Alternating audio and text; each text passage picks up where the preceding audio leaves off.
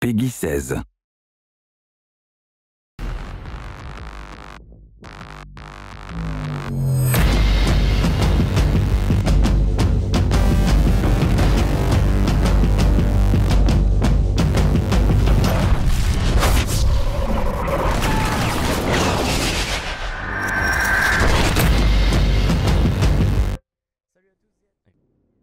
Bonjour à tous et à toutes, c'est Lemon des CDD. Je suis heureux de vous retrouver pour ce nouveau BF Live sur PC.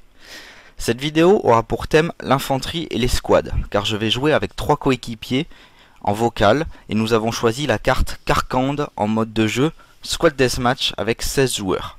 Mes coéquipiers seront Gourou en assaut avec amélioration grenade, Vulcain alias LTO en ingé avec amélioration explosif, et Doons aussi en ingé avec amélioration munitions.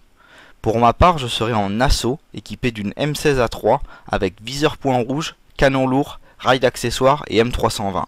Et je serai en anti-suppression. C'est parti, début du round. Les respawns se font toujours sur les côtés en squad deathmatch. Et là, je vais apparaître sur Gourou et je vais vous laisser apprécier le premier affrontement. Très bien. Attention à jeu. Regarde. 3.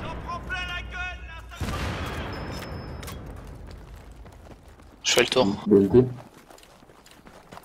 Ouais, go. Go. Donc voilà, premier contact qui nous permet de commencer à 4-0. C'est un très bon exemple de cohésion des squads, car nous avons tous réagi de façon appropriée. On ne s'est pas gêné, on n'a pas paniqué en vocal. Moi j'ai été suppressé et blessé, je me suis écarté, je me suis mis à couvert. Et chacun a annoncé le nombre d'adversaires éliminés. D'ailleurs on oublie d'annoncer le numéro 4, ce qui nous vaut une petite hésitation à la fin pour savoir s'il en reste un. Et dans un cas comme ça, on peut aussi céder des informations fournies par le jeu. Car la personne qui va fraguer le dernier joueur adverse obtiendra des points d'élimination des squads. Et à ce moment-là, quand il le voit, il peut l'annoncer à ses coéquipiers et dire les squads est éliminés. Et on sait qu'il n'y a plus de menace et on peut avancer. Notion importante à savoir maintenant quand vous jouez en deathmatch, au niveau de la réanimation. Ici, Gourou s'est fait sortir par un membre de l'escouade Bravo, qui est crédité immédiatement d'un point. Mais je vais le réanimer et ce point va leur être enlevé. Cette variable va donc vous forcer à jouer groupé, à la fois pour vous réanimer les uns les autres et creuser l'écart, mais aussi pour être sûr de venir à bout de vos adversaires. Car même un exploit solo où vous allez fraguer 3 joueurs sur 4 ne servira à rien si le dernier vous élimine et qu'il est médecin.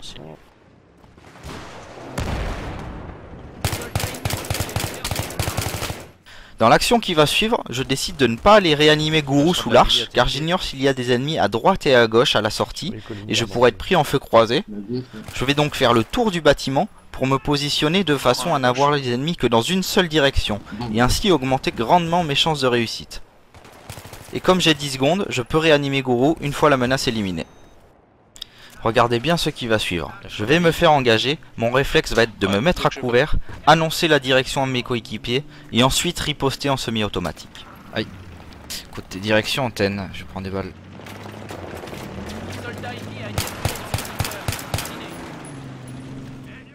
Voilà mon conseil balistique du jour.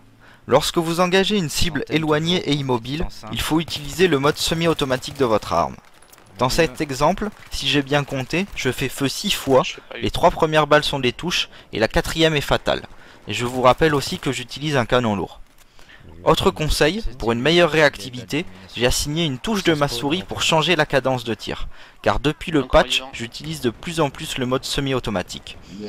A noter aussi que je vous déconseille l'utilisation des armes qui possèdent 3 cadences de tir. Car dans mon cas, je m'en mêle sans arrêt les pinceaux. Donc revenons à l'action. Donc là je cherche un peu des adversaires.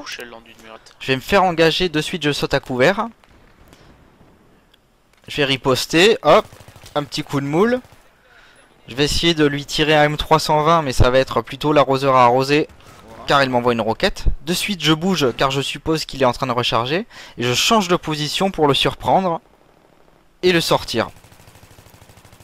Donc là je vais essayer d'aller réanimer Gourou. Mais je vais arriver trop tard et je vais me faire avoir. Et de suite je vais regarder ma minimap pour identifier mes cibles et l'annoncer à mes coéquipiers. Ouais, la petite maison à la symétrie de l'antenne par rapport à la route. Il y en a 2 sur le toit, c'est des AT. Ah oui, vu. Ils sont descendus. Il y a un. Sortez. Tac, encore un dans la maison. Ouais. Voilà. Je crois qu'il est mort là. En tout cas, il n'y a plus de maison.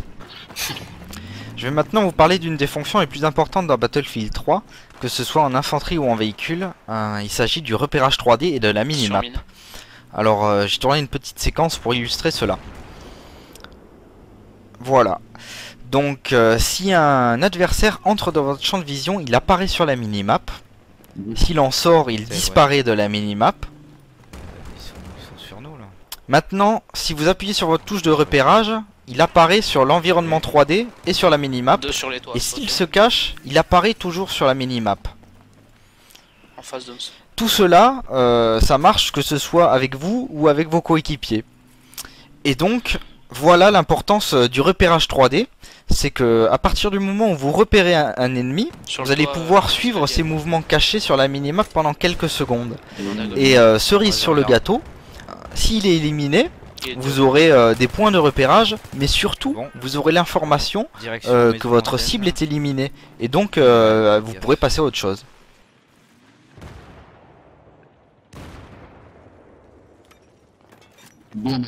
Mettons-nous en situation pour appliquer ce nouveau conseil.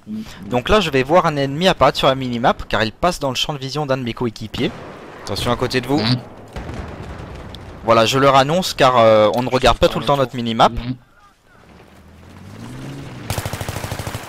C'est bon. Du coup je vais les aider. Ça nous permet de reformer la cohésion du groupe et de repartir en mode battu. Pour chercher l'adversaire, car notre but est vraiment de rester en mouvement pour dénicher l'ennemi et éviter qu'il prenne position et qu'il nous prenne en embuscade. Javelin, toi, escalier. C'est bon. C'est bon.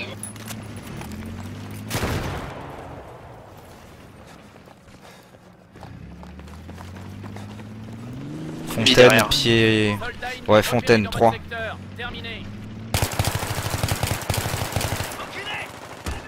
Vous avez pu voir ici que des joueurs essayent d'utiliser le javelin contre notre VBL.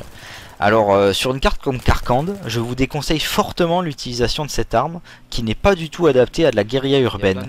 Car vous devez vous exposer trop longtemps pour verrouiller votre cible et que les véhicules ont trop de possibilités de couverture avec les bâtiments.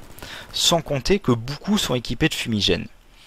Je vous conseille plutôt d'opter pour un lance-roquette classique qui vous permettra de faire des embuscades plus spontanées et donc efficaces. Petite maison en face, en tête.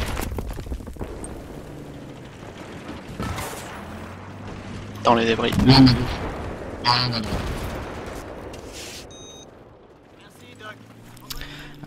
Je vais vous parler maintenant un peu de la communication quand vous êtes plusieurs en vocal. Il est indispensable de donner des indications claires et rapides. Imaginons par exemple que je déclare à mes coéquipiers un assaut dans la maison de droite au premier étage. Mon information va fonctionner comme un système de coordonnées. Je vais donner une direction en X et Y et une élévation en Z. Rajoutez à ça un repérage 3D et ma cible n'aura plus beaucoup de chances de s'en sortir. Et oui, si possible, il est important de signaler la classe de sa cible. Car dans le cas où j'annonce un joueur assaut et que mon camarade frag un ingénieur, il en déduira immédiatement que la menace n'est pas encore éliminée et restera en alerte.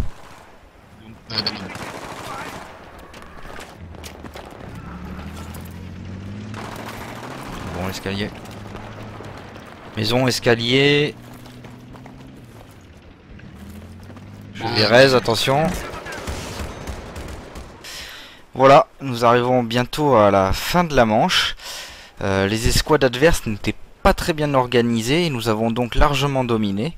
Je n'ai pas choisi cette partie pour vous montrer une boucherie, mais pour vous prouver que le jeu en équipe est important. S'il y a deux mots à retenir de cette vidéo, je choisirai cohésion et communication. Je vais conclure en vous disant que si vous êtes 4 et que vous cherchez un peu de changement, je vous conseille de faire un peu de squad deathmatch. C'est un très bon entraînement car vous allez devoir varier des phases de jeu et vous adapter sans arrêt à votre adversaire, ou par moment il faudra tenir des positions et à d'autres moments monter à l'assaut. Bref, je vais comparer le jeu que vous allez devoir développer à du papier toilette, où pour bien torcher, il faut savoir être souple et solide. Comme d'habitude, si vous avez des questions, n'hésitez pas à les poser dans les commentaires. J'essaierai autant que possible d'y répondre. Je vous souhaite à tous de faire de bons frags et vous dis à une prochaine fois. Au revoir.